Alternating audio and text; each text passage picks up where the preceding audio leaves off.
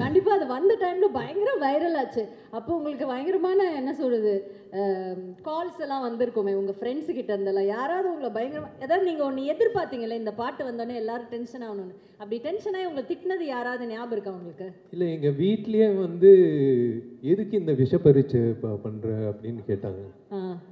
My dear lover, my dear lover அப்படின்னு பாடும்போது இது பாட்டுக்கு நீங்க தான் சார் லிரிக் ரைட்டர் ஆக்சுவலா இந்த இல்ல பாட்டு. பா விஜய் விஜய், பா விஜய். ஆனா இன்னொரு இதுல ஒரு விஷயம் சொல்றேன், சொல்லாத ரகசியம். இந்த பாட்டெல்லாம் பாடி உண்மையாவே நாங்களும் எதிர்பார்க்கல, ரொம்ப நல்லா வந்துருச்சு. அப்போ வைரல் ஆயிடுச்சு. ஆனா அதுல என்ன ஒரு விசேஷம்னா, விஷால் தன்னை உண்மையாவே சீரியஸா பாடகர் நினைச்சுக்கிட்டாரு.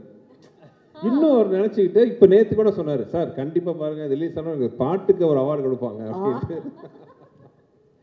சரி இல்ல. இப்படி உங்கள இல்ல அந்த சாங் வந்து மேக்கிங் எக்ஸ்ட்ராடினரியா இருக்கும். It's a climax song.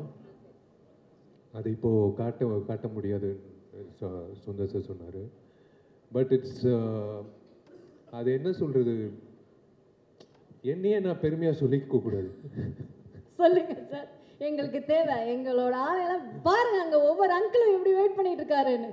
Senior uncles எல்லாம் வெயிட் பண்ணிட்டு இருக்காங்க நீங்க சொல்றதுக்காக தான். பெருமையா சொல்லுங்க, பரவாயில்ல சொல்லுங்க. நம்பிக்கை ராஜாக்கும் சுந்தர் சாருக்கு நம்பிக்கை. அந்த மைக்கை பிடிச்சி இவன் என்ன பாட போறான் அப்படின்ட்டு. சரி ஓகே, கிடைச்ச வாய்ப்பு எதுக்கு மிஸ் பண்ணணும். அதுவும் ட்ரை பண்ணலான்னு அப்படின்னு சொல்லிட்டு இப்போ